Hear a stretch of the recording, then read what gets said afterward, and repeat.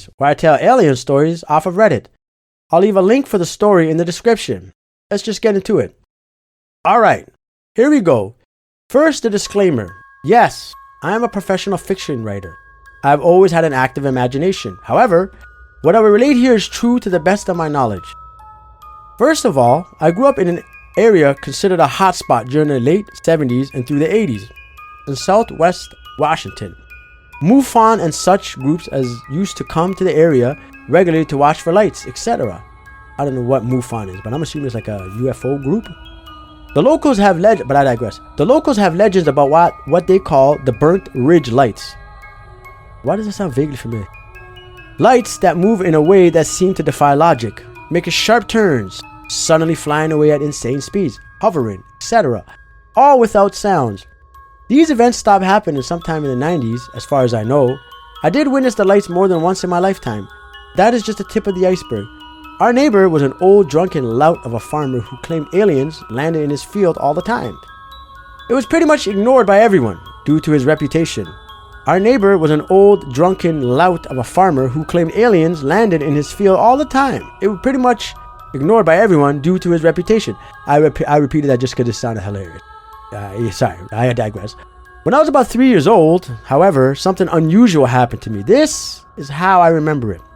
I woke up because the lights were on, or at least I thought they were. I realized that the lights were shining in the windows. Bright lights that were red, green, blue, and white.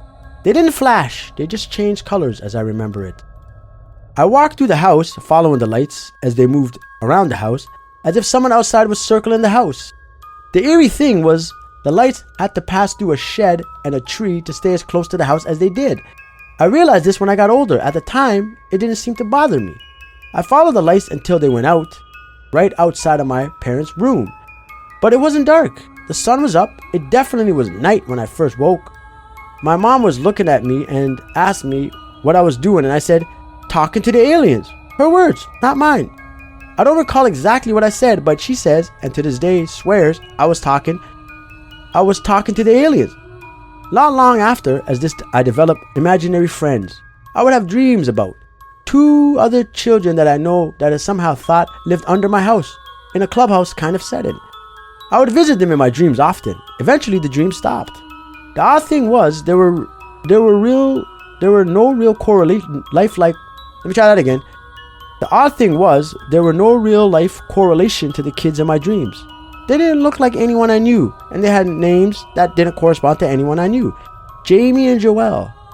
I still remember their names. I don't recall anything specific about what we did in my dreams, other than we played, and whenever I woke up from the dreams, I would wake up to the sensation that you would get where you were falling or flying just before you wake up. I actually started to look forward to that because of the flying sensation. As my life went on, I forgot about Jamie and Joelle and the weird lights. I saw the Burnt Ridge lights sometimes, watching things like Star Wars and Star Trek, etc., but those incidences early on faded away. Until the X-Files debuted. I think it was the very first episode that featured Mulder remembering his sister being abducted. I was watching it with my parents, and my mom asked me why I was crying during the abduction scene. I didn't know I was until she mentioned it, because I was so zoned out and focused on the show, but the tears were streaming down my face. Not something a teenage boy wants to have happen in front of their parents. That night I had nightmares about little gray men in my house. I related the story of my nightmare to a friend of mine who also lived in the same area, and she started crying when I did. She wouldn't tell me why, just that she didn't want to hear anymore. I became fixated and fascinated with abduction stories, with the X-Files, etc. for years. I was seriously wondering if I had been abducted as a child. At some point, I read a story about how children who were supposed abductees reported that the aliens appeared as friendly kids, or fairies, or cartoon characters. That was when I remembered Jamie and Joelle, which led to a whole new fear of the abduction, etc. Eventually, I got over it. I just assumed it was something I concocted out of a bad dream and active imagination. But around 1996 to 1997, I was up on Burnt Ridge at a friend's house at night. We were out in his field around a small fire when he noticed something very large moving against the stars, triangular in shape. It was black, so we couldn't make out what it was clearly, but it moved slowly and silently, and something triangular was blocking out the stars as it passed over. Once again, I began to fear abductions, and as such, I was certain they were coming for me. Oh, I should add something else. Throughout my life, I have experienced times when I had tinnitus before I went to sleep. My ears would start to ring, and I would get a sense of dread that I couldn't explain.